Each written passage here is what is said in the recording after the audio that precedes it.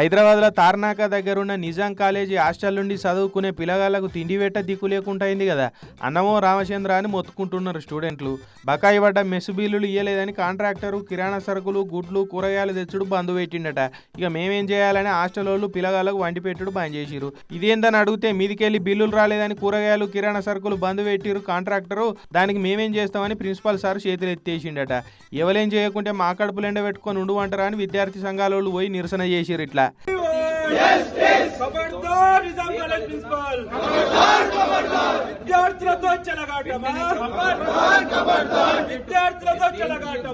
పేరు గొప్ప ఊరు దిబ్బ అన్నట్టు అవుతున్నది కదా సర్కారు బళ్ళు హాస్టళ్లలో చదివే పిల్లగాల పరిస్థితి. చదువుకునే పిల్లలకు తిండి పెట్టే దిక్కు లేదని ఉపాసంబ అడబెడుతున్నారు చూడూరి. విద్యాశాఖ పెద్ద ఆఫీసర్లు ఎవరైనా ముంగటపడి మూసేసిన మెస్సు తెరిపించి పిల్లగాలకు తిండి పెట్టి కడుపు నింపే ఏర్పాట్లు ఏమైనా చేయిస్తే బాగుండు. మరి చూడాలే విద్యార్థి సంఘాల ధర్నాతోటి ఏమైనా కదులుతారో అలవాటైన తీరులో అట్లనే ఉంటారో అని అంటున్నారు ఈ సంగతి తెలిసిన వాళ్ళు.